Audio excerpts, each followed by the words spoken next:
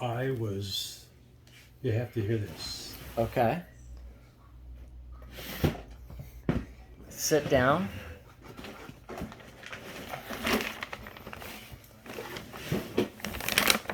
All right, go ahead. Tell me. Here is the ego trip.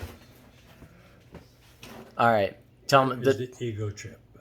Okay. I was good at everything that I did. Okay, in the dream? This is about In your my dream. dream, yeah. Yes, this is about your dream you remember about ballroom dancing. Yes, and as I look back in retrospect, yes, I was good because I put a lot of heart into what I was doing, no matter how trivial it was. And nothing was trivial. It was all important for me. So For me. so tell me about the dream. What were some moves you were doing or Well, I was in my dream. I was at a dance, and of course there was a lady in the dream, but I couldn't see her face. right. So that was something I thought about. Why wasn't there a face In the dream, in my dream? you were thinking that. And, no, after the dream. Okay. See, after the dream was over with, and I was recollecting. Right. Well, go. What? So you see this lady in the corner, or you see this lady. Where is she standing? In the dream, you see a lady. Yes, Tell Well, me what happens. the lady. It was just a lady that evidently I knew that I was dancing with, but no face. Do you remember the dress at all? We were just dancing smoothly, beautifully, like we did, like I did, like I was the best. I knew I was. I knew I was good. In the shop, I knew I was good. In the shop, woodworking and stuff. Yes. Or, When I was an apprentice, I knew I was good. I knew it and felt it right here. I knew I was good. And you know, when I was working at lead man at times, and there were times when I was working on a secret project, very secret. right. So, if anyone were to ask me, I was told, not a need for them to know. And that was the story that I had, Right. the issue with my boss. Yeah. Well. Hold on. Before we get that, before we have you tell that story, I want to go back. Let's go back to yesterday. You were telling me about how you had gone and talked to your sister's husband who was acting up. Yes. Do you remember that? And Yes. you set him straight. Yes. And then you took her home. Yes. And tell She me had. tell me what happens next. She had a little girl, Cindy, and I don't think Cindy was more than 2 years old. She could have been 2 years old because I bought her an Easter outfit. It was a blue outfit, and then it had the matching cap. It was a bonnet with a little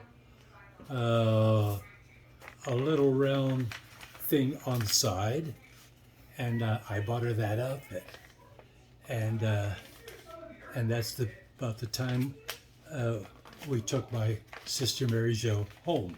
Right.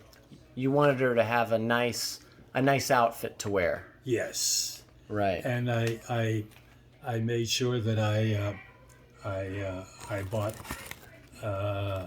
nice clothes for my sister, my mom, and I was working a lot of hours. You know, I was working 10-hour a day, 5 days a week, and then I was working on Saturday and sometimes on Sunday. So I was putting a lot of time in, and I was doing well, but putting a lot of time in. What were you making? I was well at that time.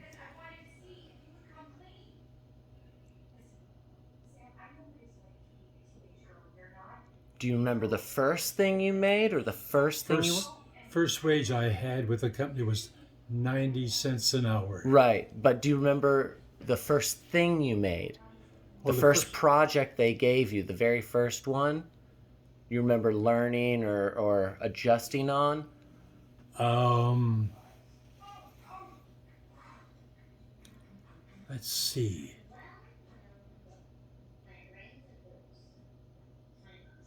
I'm trying to remember what product I was dealing with at the time. I remember we were making radio speakers for RCA. And what part of the speaker did you touch? What part did you do?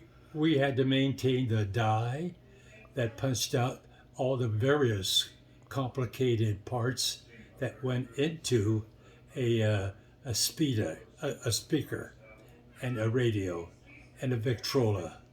A Victrola was something that was common, and you'd put a black what was it called? Black.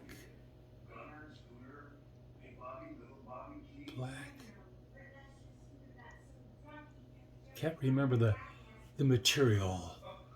The material that The you were material that the records were made of back in those days. well, I mean, they're known as vinyl, but Yeah, it could have been vinyl. Vinyl was a material, a compound, right. and could have been. And so you And were then we had those were things that were made. You guys made the thing that presses the vinyl. no, we were making the metal parts Okay. of radio and Okay. radio and Victrola. Right, for playing vinyls. It was vinyl, Right, in right. that period of time. So you maintained those dies. Yes. How did you maintain them? Well, a die was put into a punch press, which was a huge piece of iron with a clutch and a wheel on it. She would hit the pedal and it would go boom boom, and there's one part. Boom boom, she hit the pedal again, another part.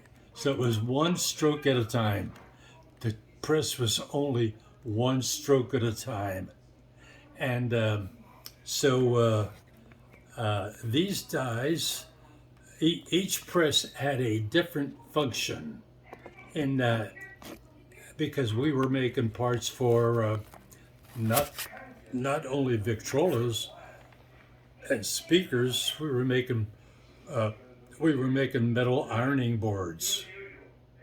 It was our product, and I did a lot of research and development work in the ironing board that we produced. What was the research? Well, we had to make a die or a series of dies that would punch out certain parts of an ironing board, punching the holes in, Right. shaping the legs.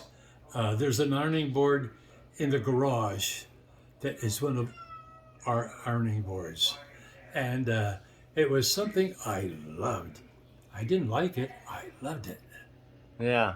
I loved it. But you said you did research and development for that ironing board stuff. Yes. What did you research? How did you research? Well, you looked at other ones, we had to figure out how to manufacture this ironing board that had to have all these punctured holes in it to make it light. Not cosmetically, but to make it light. So you can imagine how much metal is taken away. How much weight is taken away just by punching a lot of holes in the full length of an ironing board. Metal. And the trim around it was metal band. And it was a U-shaped metal band that was spot welded onto the metal part that had the holes in for the ironing board, and they were spot welded by the guys in the spot welding department. And so you guys had to figure out where to put them and what worked best. Well, we had to maintain the dies that were already made by an outside vendor. Okay. They were a tool and die shop. That's all they did was tool and die, and we did not make any dies, so to speak. It might have been something not that complicated, Right. something a very very simplistic design, and everything was, I don't know, at that time for some reason everything was easy for me. Right. And here I was doing tool and die work as an apprentice, and replacing very very complex parts of certain dies that broke, because some of these dies has certain sections, maybe 2 or 3 or half a dozen different sections that made a progressive die. Ba boom, ba boom, ba boom, ba boom. 4 stage, 2 stage, single stage, and a variety of products. They were making timers for the electronic timer for the washers and dryers, Wow. and I remember when I was working as an apprentice in tool and die, and the instructor worked as a supervisor Right. in the Wharton Steel Company. Right. He was, that was during my apprenticeship. So would you sharpen the dies? How would you clean them? Well, you see, the what dies was- were made in sections, Okay. and so it may be only this wide, or that wide, or maybe that large. So there were a variety of experiences Okay. that I was getting that people in other places never got that. Did you have to put all those parts together? Yes. Did you have to clean them at all, or? We had to grind them to sharpen them up, because it had to have a sharp edge, because you had the female part of the die and the Right. male part of the die up here, and every time she hit the pedal, it came down and made that particular shape, that configuration. And I'm so sorry, Aunt Suzanne. I forgot to put that one away. Oh shoot. and it was not difficult. I was not having difficult with that. And I recall one of the instructors that was a supervisor in the Wharton Steel. I was working, and I was running one of the machines doing a certain thing. And he said to me, he says, Steve, he says, how do you stand with the draft? I says, I'm 1A. That means you're being shipped out, whether you like it or not. Right.